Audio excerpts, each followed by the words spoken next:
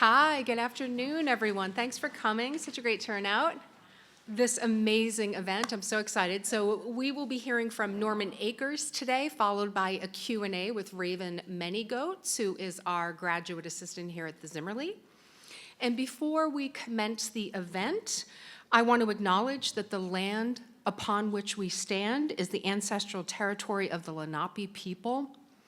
We pay respect to Indigenous people throughout the Lenape diaspora, past, present, and future, and we honor those who have been historically and systematically disenfranchised.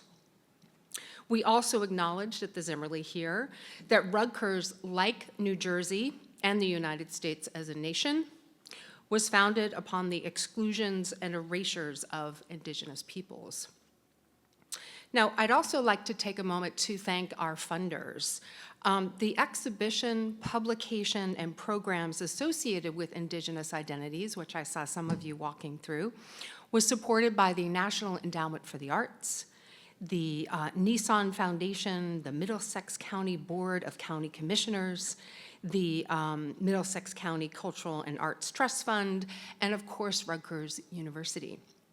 Additional support is provided by donors from the Zimmerli's Board of Advisors as well. Now let's discuss the guest of honor. Norman Akers, who is a featured artist in Indigenous Identities, and I think you'll recognize his work when it goes up on the screen. He was born and raised in Fairfax, Oklahoma, and he's a member of the Osage Nation. He earned a BFA in painting from the Kansas City Art Institute, followed by a certificate in museum studies from the Institute of the American Indian Arts. He later completed his MFA in fine arts at the University of Illinois, Urbana-Champaign, and he now serves as associate professor in the Department of Visual Arts at the University of Kansas. The past year, Norman served as the inaugural Edgar Heap of Birds Family Artist in Residence at Temple University's Tyler School of Art and Architecture in Philadelphia. And this Friday, Norman's exhibition associated with that residency opens in the Edgar Heap of Birds Family Gallery at Tyler. Now, I've seen some of the works from that exhibition in a studio visit that I did with him recently, and they're truly magnificent, so I'm excited for y'all to see those as well. Now, as we'll hear today, Norman's work is rooted deeply in his Osage Nation background and identity, place, and cultural transformation. His art bridges ancestral narratives and contemporary conversations, inviting viewers to consider what home means, spiritually, culturally, and physically in a changing world. Now, Norman has had numerous solo exhibitions, and dozens of group exhibitions have featured his work as well. He's been the recipient of numerous prestigious awards, including the Joan Mitchell Painters and Sculptures Grant, which is one of the best you can receive. His paintings are in major museum collections, just to name a few: the Gilcrease Museum, the Rockwell Museum, the Heard Museum, the Eiteljorg, the Museum of Fine Arts in Santa Fe, and now I'm proud to say that Norman's work will also be featured in the Zimmerli Art Museum's collection. And we're thrilled beyond belief about that. So please join me in welcoming Norman Akers.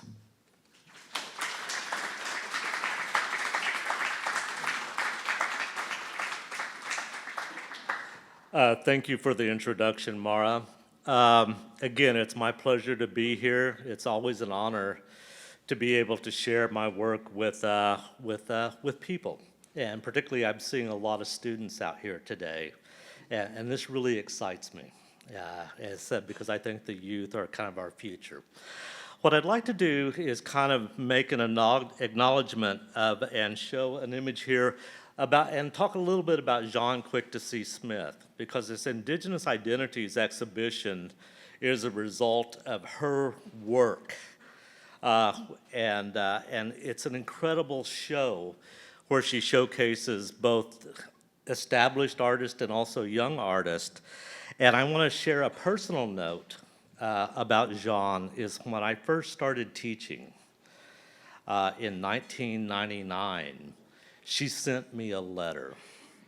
And how she found my address, she did. And I received this letter in the mail. And she kind of charted, and I didn't realize, I just found this last week. And it tells me to connect with Roger Shimomura at KU. And I've taught at KU now 17 years. If you look at the very bottom, it says Judith Brodsky, and it makes a note about connecting with Rutgers. And somehow this letter echoes so much of my life. But Jean was one of these people who really did engage with the Native community. Even before internet, she was a person who could kind of pull things together. And that show, Indigenous Identities, is really a result of that. And so it's an honor to be here. I also would like to share a few other things with you, and I'm going to talk a little bit about some of the influences and sources that sort of inspire my work, and hopefully this will put this work in context as we look at these slides. One thing I always like to do is I like to acknowledge my grandma Eva. And we have a saying at home that our ancestors put things in order for us to live a good life. And this is my great-grandmother. I never knew my grandma because she died fairly young. But Grandma Eva was there, and she was the one who did that for me as a young person. And you see her right here. And it's just Eva Little Star, and then Mary Lastly, and Josephine. And so this has been, I always like to, as I said, just to make a note of that. As an Osage person, and as really a Native person, it's important to understand our connection to land. And so much of my work is really about this connection to place.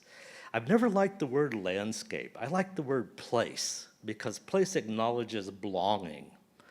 And this is an image of our homeland. It's right along the border of Oklahoma and Kansas. And I was raised at the very southern tip of the tall grass prairie and the Flint Hills. And this is a landscape that I've come to love. And I find that what fascinates me about it is that when you look at that horizon, that immense space and that distance, there's only so much you can see. If you've ever waded through grass, especially in the late fall when it's really tall, there's things that exist around you that you can't see. And I've always been fascinated with the invisible nature of place, because this world is really full of things happening. It's also a place where our stories exist. One of the other images here, this is a photograph of my great-grandfather, my great-grandma Eva's brothers, my grandfather, my father, and myself when I was a young boy. In fact, I'm probably about the same age as my great-grandfather.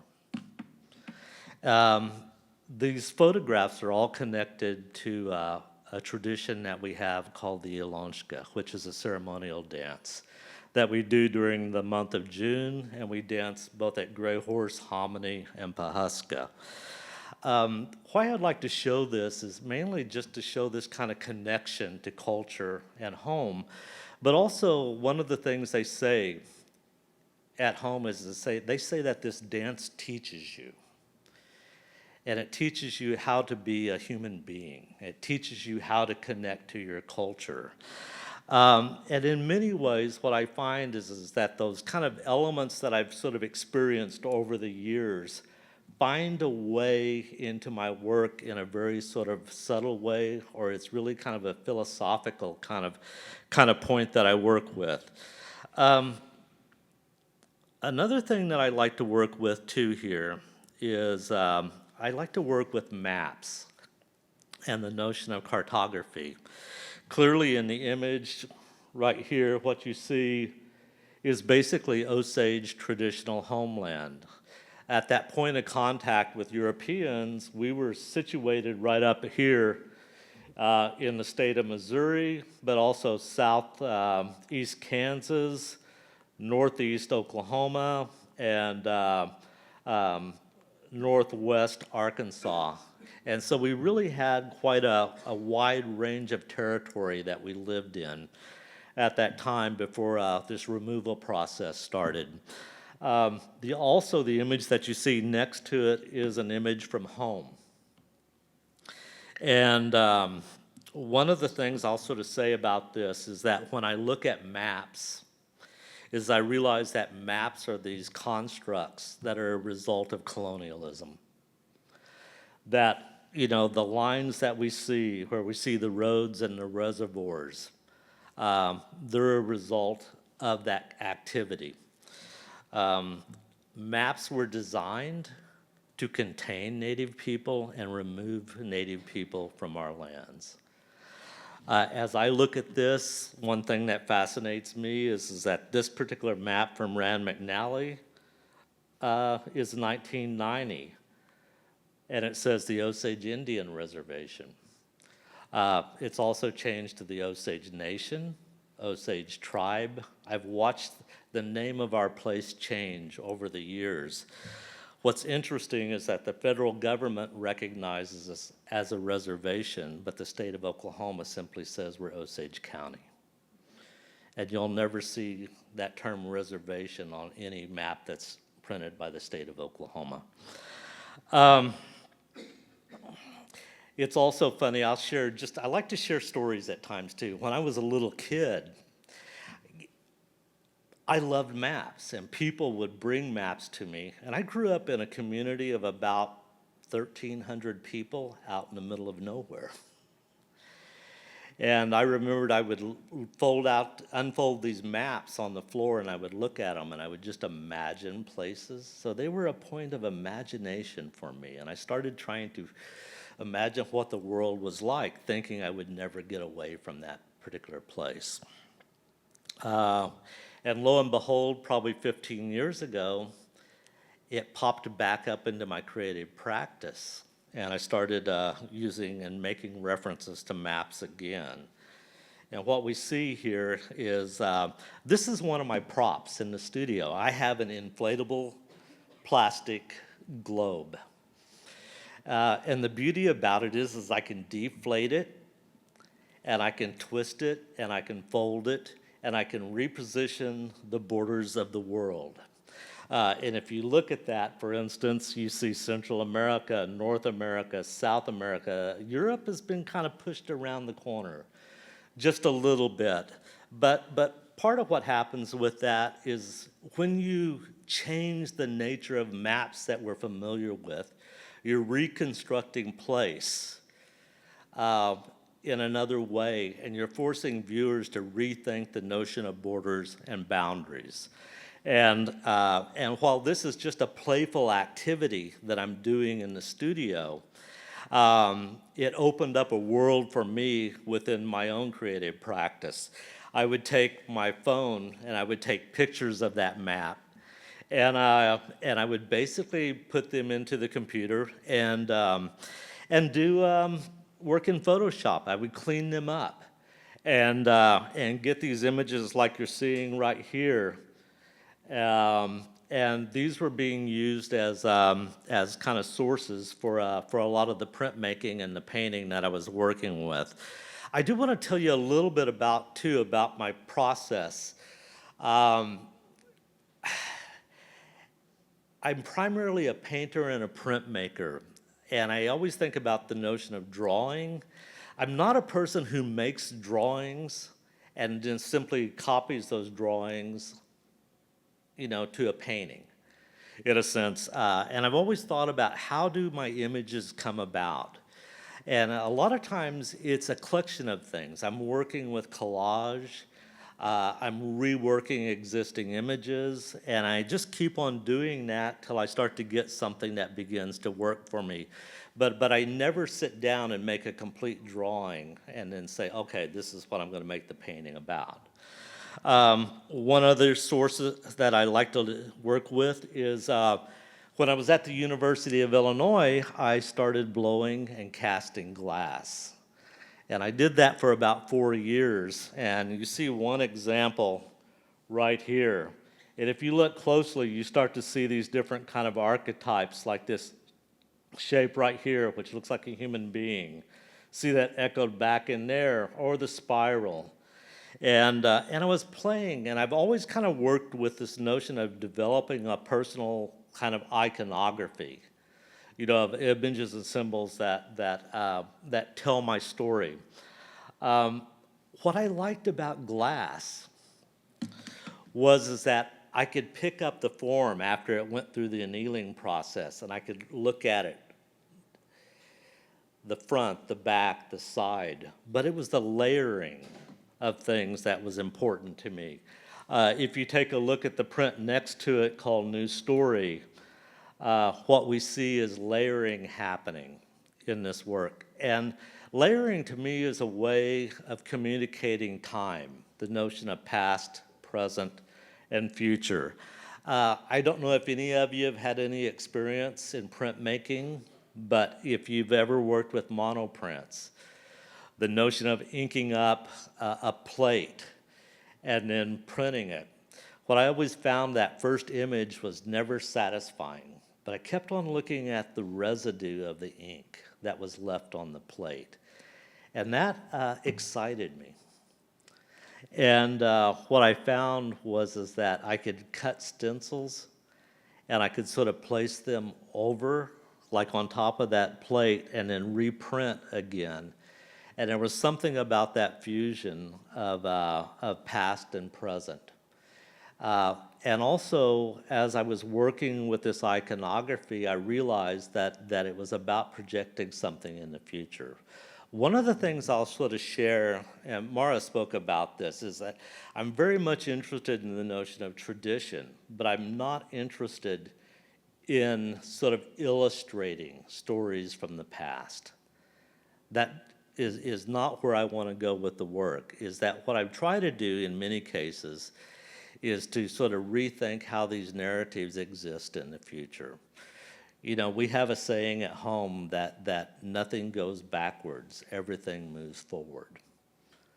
And while I have a deep respect for this tradition, my focus is very much about the future. This is another image, and I just want to talk a little bit about this one. What you see is this signage. And basically, you've got leaving Kansas, come again. Well, Kansas was the last home of our, it was the Osage Diminished Reserve, and that was the last place we lived before we were moved to Oklahoma. The next sign that you see, it says, you are entering the Osage Nation Reservation. Welcome to Osage County. Living up in Kansas, I travel to Oklahoma quite a bit because I sit on 2 committees at home. And as a tribal person, I've always felt that it's important to engage with the community. So that takes me home sometimes at least once or twice a month, and I spend my summers at home in Oklahoma. But I drive on this road. It's a little 2-lane road called Highway 99. And it goes down the Flint Hills and the tall grass prairie. And I think of that road as an umbilical cord. You know, it's taking me to the place where I was born. But there's one harsh thing that happens when I cross into Oklahoma from Kansas. There's a reminder of this history of removal. You know, leaving Kansas, come again. I'm questioning, were we welcome back? Also, what happens is that you start to see this signage and you realize that these signs still show that people are trying to define the land that we call home. What was really interesting is last year, our tribal signs were removed. and they still haven't been replaced, and they want to replace them with a brown sign with the notion that brown designates a cultural attraction. We're not a cultural attraction. We're a sovereign nation. And, we're still dealing with this notion of people trying to define the place we call home. I'm going to move into some paintings now and talk a little bit about some other sources here. I came across this diagram of the Osage universe, and it fascinated me. One thing about culture is that we're not born with all of this knowledge. Understanding who we are is a lifetime sort of endeavor. And I remember looking at this, and I went, oh, I'm connected to it, but I don't understand it. It was part of our Osage creation story. I could remember going to Mass and Native American church meetings with my grandma Eva, but I was never taught this story. But as I looked at it, I was going, my grandma Eva, if she was looking at this, she would see it differently than my father, or how I'm seeing it. And when we think about our time, we all sort of experience culture different. And so I wanted to make this painting, but in truth, I didn't completely understand it. So I ended up making this painting called Collision of Heavenly Structures. This is a quite large painting, and what you see is that story in disarray. And it's broken up. There's almost a Picasso-esque kind of like angel figure, or cubist figure, in the top of it with this halo. You see that kind of other figure to the, whoops.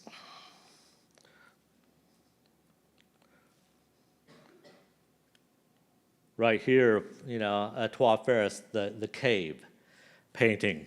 And in that chaos, everything is being kind of reconfigured. And I had a friend one time who made a comment and said, this is about the landscape and culture being fragmented or kind of broken. And that chaos that exists from that. I've never particularly thought of myself as a political activist in terms of just getting out there and being active with that. But you have to realize that anytime a Native person deals with a representation of land, it's automatically politicized. And this friend of mine made a comment and said, oh yes, this is a political statement. But as I said, it was one of the first works that made me start to kind of think that way. I'm very interested in the act of painting, the physicality of moving paint around. So what you see is these kind of connections back to expressionist painting. There's something about painting with your body. It's like when I'm making a mark that's going like this, there's the physicality of that. But sometimes what happens is I'm making a very tight mark that's like this, and I like how I change and I shift. And there's elements where things can be more expressive, and there's times when things have to be thoughtful and precise. So anyway, I'll talk a little bit more and show some more examples of that in a bit later. I work kind of between abstraction and figurative work. This is a piece called Sorting Out Blind Sensations. And if you look closely at it, what you realize that it's a reference back to the prairie. Again, that notion of not seeing. What we see is this figure that's kind of reaching out to that archetype, that shape. And one of the things I'll say about a lot of the symbols that I work with, they don't have one specific meaning. Many times there's multiple things. Like that shape makes me think of a sarcophagus. It makes me think of a doorway. It also references some of the petroglyphs that I've seen in New Mexico in the Southwest. And I like that kind of slipperiness when things can kind of change in there. But in this image, what we see is this fellow who has no eyes, and he has these binoculars, and these binoculars are supposed to help him see, but they're useless.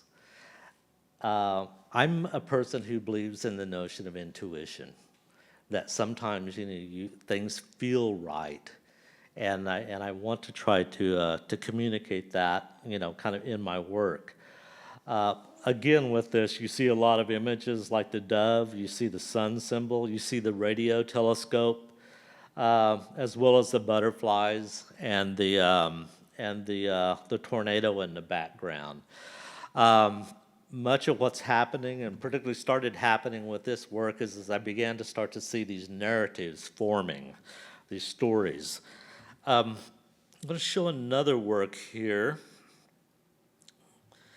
This is a piece called "I Hope You Got There," and it's got the Ford Thunderbird, which you think about the Thunderbird as being this mythic creature in native mythology, yet it's just a Ford.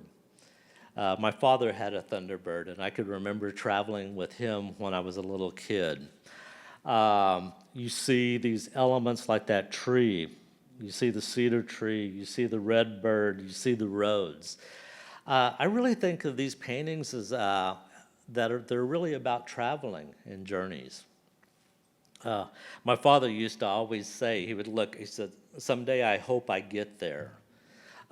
This painting is also very much about a tragic event, and how do we deal with those things in our life? And I always wanted to look at this particular event that I'm not going to go into too much, but I simply say I wanted to reframe it in a way that it was positive. And I always kept on thinking, he would say, "Someday I hope I get to that place." And so I hope you got there.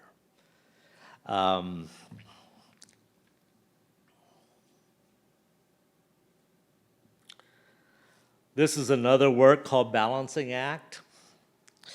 One thing about Osage culture, and I'll sort of say this in terms of our universe, we think about the notion of sky, earth, and water. If you've seen those references that first picture that I showed of the landscape, it was clear that horizon line was a very important part of the work. And the notion of duality plays a role, in much of my painting, both being outside, inside, light, dark. Before going to graduate school, I used to be a plein air painter. I would actually paint outdoors the landscape. And I remember going to my first year in graduate school, I swore I would never paint another landscape again. And within a semester, I was painting landscapes, but these landscapes were internal landscapes. And what happened was that the internal landscape gives you an opportunity to really explore a broader range of issues. Here in this particular piece, we start to see these roads that also sort of reference the veins. You see a lunchbox, you see a Jarvik 7 artificial heart, you see the sun, the moon. You see this landscape that's kind of, feels like also a portal. It's almost like a doorway. And, with that kind of sarcophagus shape. Again, this piece is probably about 75 inches. Tall. I like painting large in general, but also you see, in a sense, this kind of almost like kind of hell-like kind of area to the right. This is another piece. It's called Eustace's New Suit.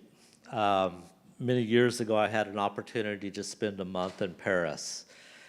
And on the back side of this cathedral, there was a relief sculpture of a stag's head with a crucifix. And I made a note of that, and when I was at home, I wanted to make a painting of that, and I realized that Saint Eustace, or Saint Hubert, was the patron saint of hunters. And I started thinking about Osage people before we were moved to our reservation, we were primarily hunters. We did some gardening, but mainly it was a hunting culture. And so it seemed appropriate to kind of reference that. This particular painting is also kind of a warning painting. I made a comment a little bit earlier about, and showed you those images from the Ilonshka. This Ilonshka ceremony that takes place in June is a ceremony that ties all three districts, all of our Osage people together. For 1 month, we're engaged in dancing at Hominy, Pahuska, and Grayhorse. That drum is sacred to us. A lot of times we will call it, and we address it as grandfather. So painting it broken was a struggle. But I realized it kind of had to be done in this particular painting. Surprisingly, if you look in the far corner in the dark area, there's an image of Shakopee Casino. And this painting was done pre-gaming. And it was kind of a reference to forgetting your old ways and adopting something new. Gaming has been important for many tribes. It definitely has helped us economically. And I'm very supportive of that. But I do remember when it first started happening at home, what I struggled with was I used to go out to Grayhorse and I would drink coffee with my relatives, and we would sit around at night and drink coffee and just talk and talk. When casinos started popping up after we had dinner, people would say, let's just hop in the truck and go to the casino. And I started watching this, and people were plugging in. And I was really missing that notion of us just sitting around the table and talking. And so anyway, that's kind of in a sense what this particular piece is about. This is a painting. There's a town in Oklahoma called Okisa. There's an Osage word called Okitse. And Okitse means halfway, like halfway between places, halfway kind of in between times. This particular painting, if you look at it, it has the physical landscape where I was raised in the background. The map that you see speaks to this notion of mapping and colonialism, that history. If you notice, the border between Kansas and Oklahoma is missing. Intentionally left it out. The elk image is an image that I've worked with for a number of years, and I'll share this with you, that it comes from a story that's related to us getting dry land to live on. That story is quite long, and I can't quite get into it today. But one thing that fascinated me about this particular story from home was it also talked about how the antlers and the tines were symbolic of rivers and streams. That back was symbolic of hills. In that particular story, the elk is wallowing in the mud, and the grass, the hair gets mixed up into the mud, and that becomes grass for us. So these various parts of the elk sort of represent aspects of the physical landscape. So in this painting, you have those three elements that are coming together. And basically, this is an Osage sense of place. And I think as Native people, we have to have the right to define, the landscape in our work on our own terms. And this was what I would call a breakthrough painting. That diagram that I showed you in the beginning where you saw the tree, it was a red oak tree. So the notion of having these acorns are like the seeds for new growth. And this was a painting that was done about 15 years ago that I think really kind of changed my thinking about my work. This is another piece, and I'm just going to say just briefly about this. If any of you have ever painted and had a work that has just plagued you, where you could not figure out how to finish it, my paintings usually take 3 or 4 months, or sometimes even longer to make. Everything is sort of very carefully considered. I'm very sort of interested in the relationships between all of the parts. Well, this painting set for probably 7 or 8 months, and I just didn't work on it, and I couldn't figure out how to fix it. And I happened to have an extension cord that was laying on the studio floor, and I kept on kicking it out of the way. And one day, guess I was too lazy to pick it up, and one day I looked at it, and it had this beautiful arc. And I made a quick little sketch of it, and I said, oh, that's what I need to finish this painting. And then when I put it in the painting, I started thinking, oh, this is about connections between the past and the future, the present. But also the pun, power chords. What does an elk do? It bellows with that sound. And so I started thinking about that. Anyway, this was a piece that I always like to kind of share that story about it. And I think with art, it's a long process. This is another piece called Dripping World. And again, you start to see things like these pipelines, the turtle, this kind of almost like a Sherwin-Williams kind of symbol that you see up there with the dripping paint. The paintings are kind of shifting and starting to think a little bit more about environmental issues, here. Again, I'm going to say this with you, is I don't plan out my paintings. I just simply start painting and I draw from a repertoire of images that I'm familiar with. And sometimes the narrative goes, in a way that I don't particularly think didn't intend, and other times it does. But this is a piece that started to kind of make a connection to that. The next painting that you see is the painting that's in the gallery called Drowning Elk. I keep on being asked to make this painting. When I finished it, I had no clue as to what I did. I felt good about the painting. There was something about it that returned back to gestural painting, the moving of the blue, and then putting that elk kind of in the central area with the halo, because I do think of the elk as being sort of a sacred animal here. But I was living at home, and I was drinking a lot of bottled water during COVID. And one of the things, too, is I realized that the water at home didn't taste good anymore. So the bottled water simply was what I was doing. But I started amassing all these empty bottles and plastic, and somehow began to think about the fact that this is how we get our water today, instead of drinking out of a fresh stream or a well. And hence this painting, was part of that. This is a work an installation view of a show that's called The Exploding Native Inevitable.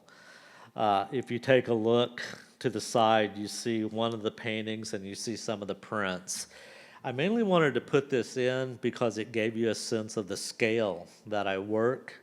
I tend to work either really large or really small. And also you're seeing some a ceramic piece by Raven Half Moon as well there. So let me move on. This is a work, and I'm going to the next series of works that I'm going to show you come from the residency at Tyler School of Art. This is called Seeing Through the Myth. When I first arrived in Philly, I had a few days before I could get the studio really functional. And I did, of course, the tourist thing. I ended up going down and seeing the Liberty Bell and Independence Hall. And I have to admit, when I first looked at the Liberty Bell, my response was, this is a piece of bronze and it's broken. And I wanted to do a painting of that bell, but seeing it just didn't inspire me in any way. And I went to the visitor center across the street, and I saw this this X-ray image of the bell in one of their displays, and I took a quick snapshot of it, and I flipped it upside down, like a flag being flown upside down, to suggest distress. And I somehow ended up starting this work. If you take a close look, you see the map from home. And this is one of those things that I wasn't aware until after it was painted. But on this side right here, you see Delaware, Lenape, which is actually kind of a slander of Lenape. That was where the Delaware people were moved from the Philadelphia area, Pennsylvania, to Oklahoma. And so the map, in a sense, makes that kind of connection. Also, in this particular image, painting, you see the pileated woodpecker. And I remembered someone telling us a story many years ago about this bird that could see things that we couldn't see. And so I felt like I wanted to put that particular image in. But again, this painting is really kind of, it's kind of questioning where we're at today. I've spent a lot of time looking at it and realizing that there's a lot of potential as to where I may want to go in the future with my work. I'm going to move another page. This is called New World Obstacles. Again, you see the elk, it's flipped upside down. There's windmills. You see these historic figures, both from American culture, Hamilton and Washington, also Columbus. They're floating around in these spaceships. I'm trying to create these worlds that speak something about my view of history and maybe where we're going. I'm going to talk a little bit more about the spaceships in a second. This is a piece called Staying Afloat. And again, you see the elk simply struggling, in this kind of polluted world. And that orange, that kind of cadmium orange that we're looking at, has this very sort of toxic, feel to it. I remember just reading something, or put it this way, at the Independence Hall, they were talking about the chair that Washington sat in, and Ben Franklin making a comment about the wooden carving on the back of that chair, that he didn't know whether the sun was rising or setting, with the activities that they were doing. So anyway, these little elements from Philly started coming into the work. Move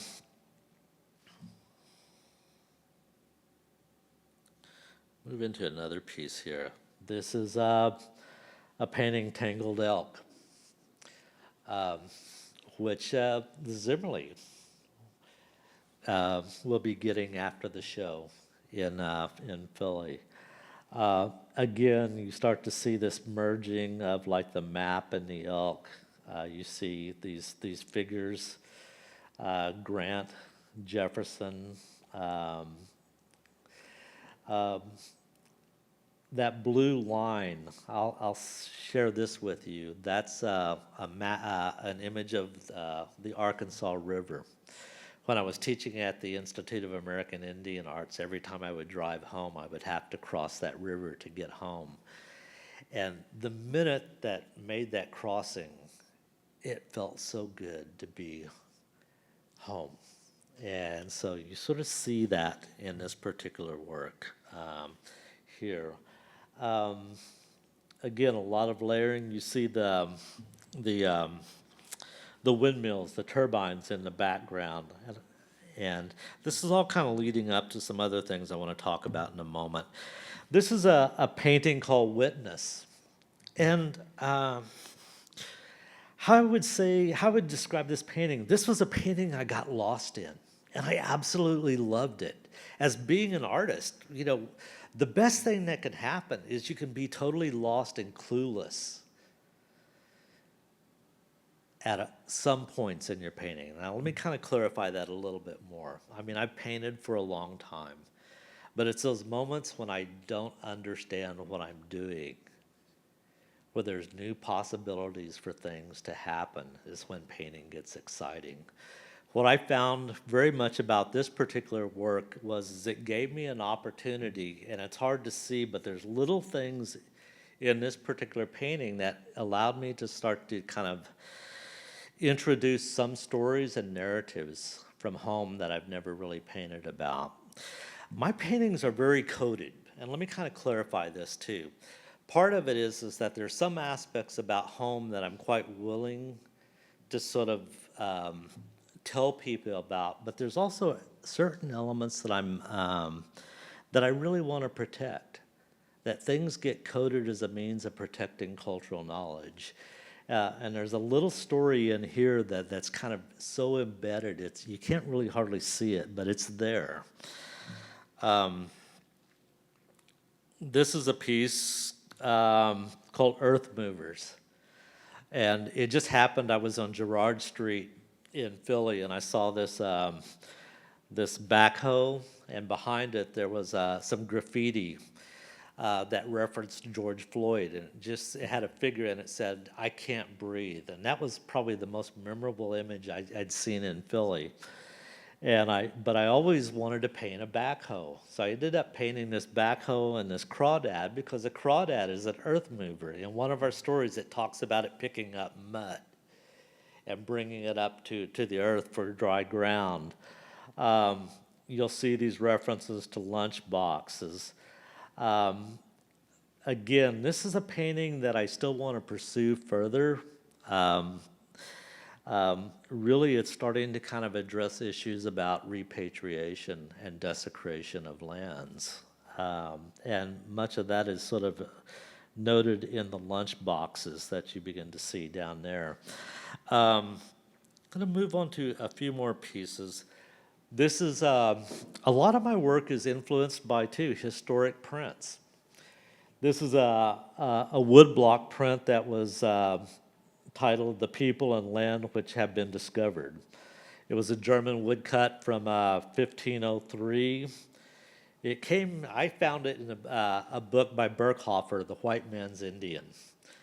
And that image just fascinated me because when I was looking at it, you see this very European composition, that everything is organized in a certain way, where what happens is you have the mother and the child, you have the two sort of figures, you have this kind of leader figure right here, you have a lustful couple, but you also see these feathered headdresses and this act of cannibalism. And some of the stereotypes that have existed still up to date were embedded in that particular woodblock print. And I kept on thinking, what's really the most important thing about this particular work? And it's actually these two ships in the background on the horizon. Because what that happens there is it acknowledges how the world changed in the Americas here, that notion of that landing. Again, right here, here's another image. This is a photopolymer relief print that was done a few years ago. You start to see that embedded in it. You see these historic figures floating around in the spaceships. I used to like to do string tricks. And And you see that kind of happening right there. Whoops. But these two hands kind of make a reference to that image that if you saw of my grandmother and her sisters, the hands on those blankets. There. So anyway, this is another, relief print. Gonna move on here. These are two lithographs, Alien Conquest, Uneasy Welcome. The image of the Lakota-like figure in the center there came from an illustration out of a dictionary. And that illustration was for the word tom-tom. And I started thinking about that. Native people don't call a drum a tom-tom. And while this had kind of this northern plains sort of attire, the drum actually felt very much like a Southwest Cochiti drum, or a drum from that area.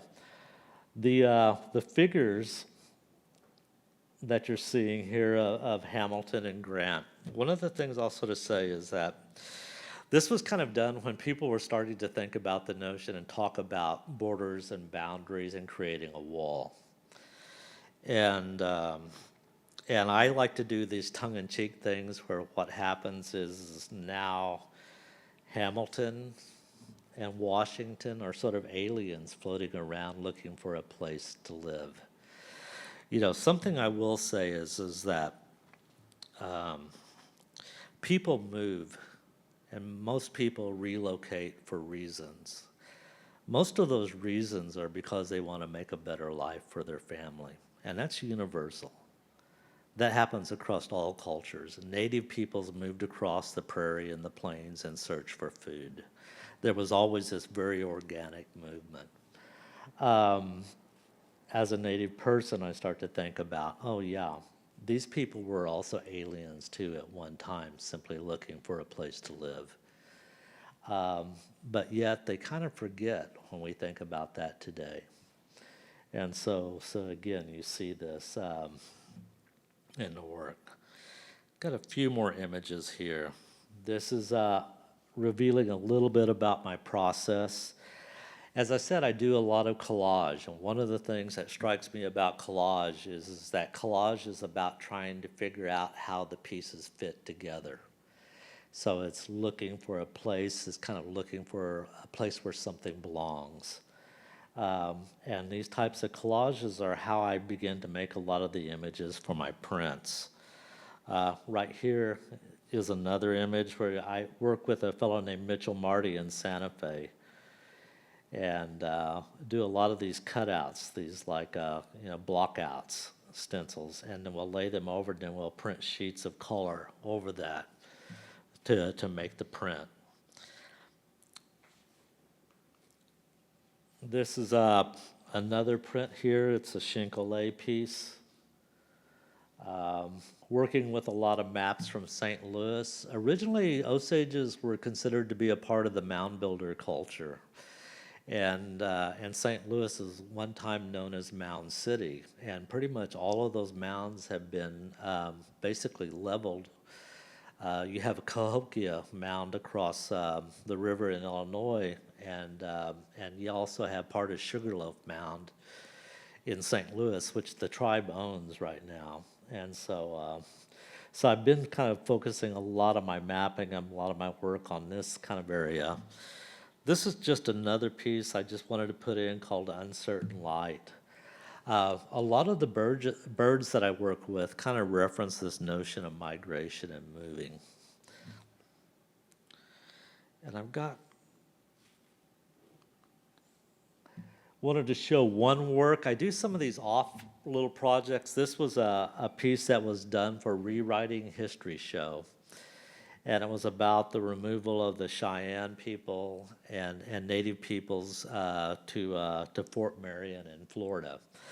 Also a part of that removal were the Chiricahuas, Apaches. And many of the kids didn't end up going to Fort Marion, but they went to Carlisle Institute, a famous sort of notorious boarding school in Pennsylvania.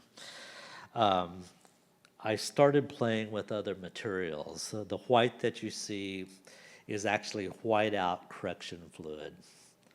And I just love the term whiteout and correction fluid. And, but also you see the red marker, which is very much like a grading pencil.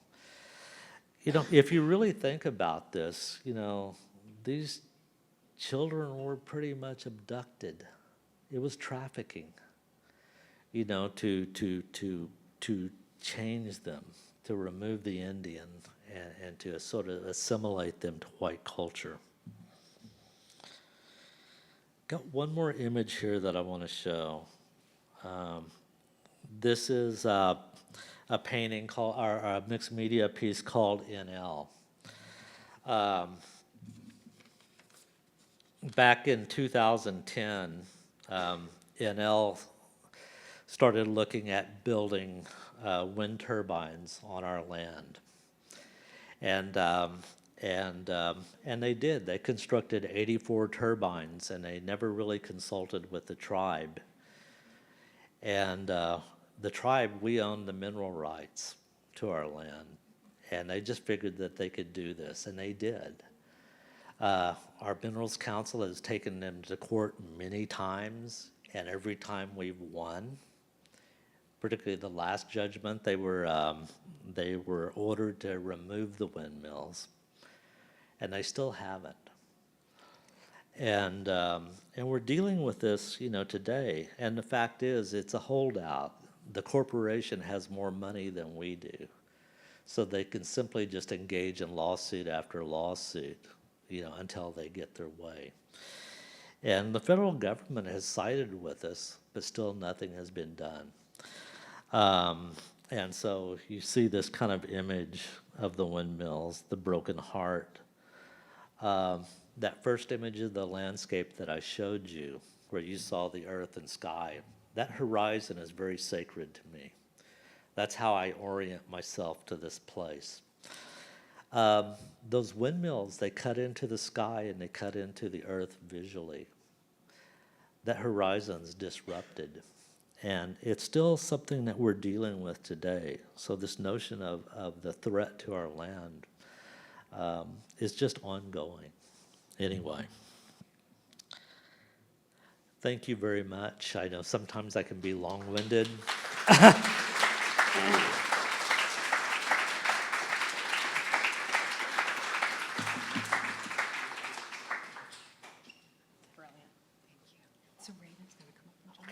So we are going to have the pleasure of Norman being in conversation with Raven Manygoats, again, who I'd mentioned as our graduate assistant. So shall we set this up for you? Or do you want to do it here? Are you going to do it here? Perfect. Yes. Okay. Great. All right, you have my text. Oh, I'm sorry.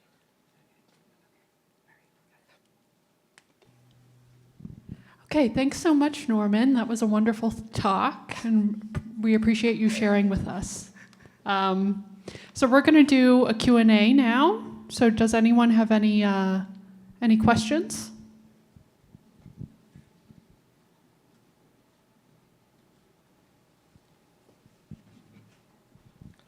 Hi, that was a really great lecture, first of all. I can stand Oh, up. I see you. Yeah, I really love your work, and I was curious about when you were talking about the slipperiness of symbolism, and if you could talk more about specifically the symbols of the butterfly silhouette and the wind turbines. And also, I think in the piece, Eustace's new suit, you had a yellow motif in the top right corner. So just a bunch of symbols. I'm just curious if you could talk more about like your symbolism in your work. Well, I'll share this with you about symbols in general, and I'll talk to some of the more specific ones you brought up. You know, to me, you know, symbols are not stop signs. They simply don't mean one thing. That in the context of how they're used, they can change and they can evolve. And that evolution of meaning is important to me. The butterflies I've sort of used because they feel very kind of ominous, and that's almost the opposite of how we think about butterflies. These are black butterflies. And that actually makes a reference to a narrative from home. and so I tend to kind of use that a bit. I like the coding of symbols because what happens is, as a painter, it's important that I communicate. And I want to give you something to see and interpret. And also at the same time, I'm wanting to tell my story, but I'm also trying to protect some knowledge. And so that coding and that shifting allows me to begin to kind of do that. That light image that you said about St. Eustace's new suit, I'm going to have to go back for a second and find that. I tend to use these light orbs, and I just kind of think of them really as sort of passages, you know, where you're kind of moving from one place to another. Yeah.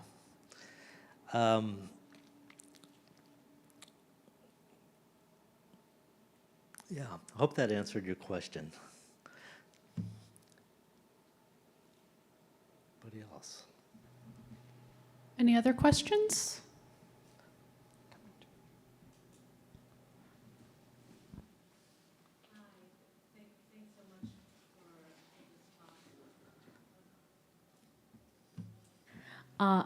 You mentioned the windmills in Yes. Kansas, and that really struck me because recently I did a drive from Colorado, and it was evening, and I saw this.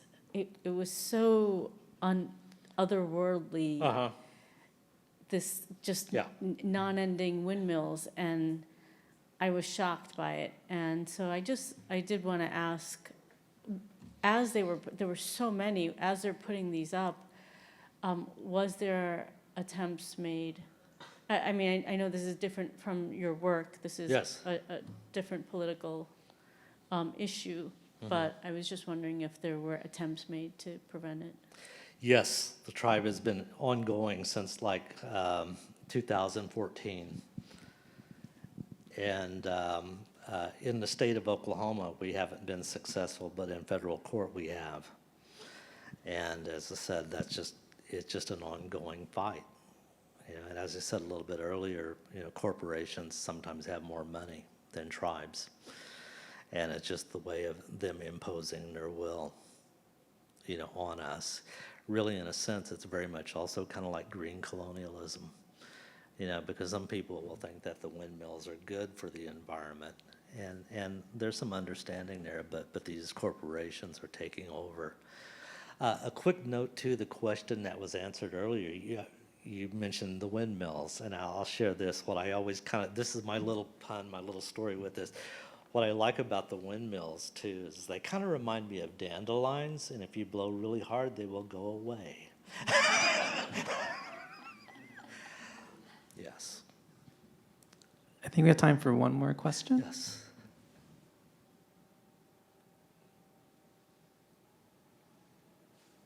Yes.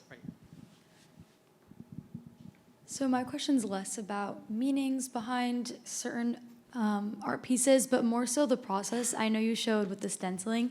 Yes. And it looked a little chaotic when you're placing a bunch of stencils. Is it hard for you sometimes to kind of decipher what I should be painting and what I'm exactly looking at? Because I know that can be hard. And I think that kind of plays into why so many of your pieces are so interesting, and there's so many little things to kind of pick through a big chaos to look at. You know, I like chaos and order. And somewhere in the midst of all of that madness, I'm looking for an order to things. And it's felt when it comes together.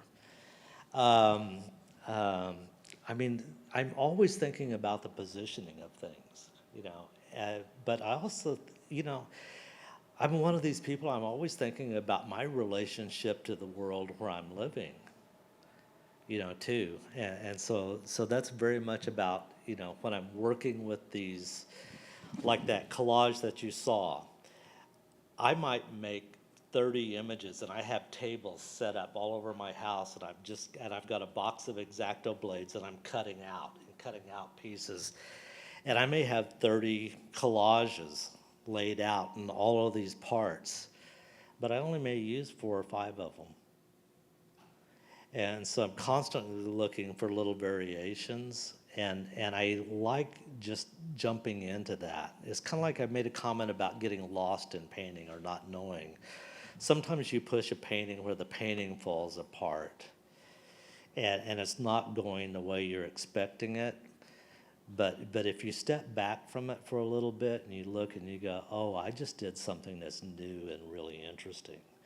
You know, we have a tendency when we work on something too long to bring it back to something that's familiar to us. And I always savor those moments of not knowing, realizing that there are opportunities for something new. And, you know, and that's just, you know, how I've kind of always worked. You know, for the most part, I'm just seeking this moment where everything comes together. Like sometimes we're like bad passages or areas of painting where the painting is really not working versus areas that are really good. Painting that simply just marks an expressive versus something that's very linear, very tight, because those also communicate these different sort of shifts in how we think and feel. That sometimes we can be analytical. I didn't show this. One time I had a diagram of all the embryos of a snapping turtle.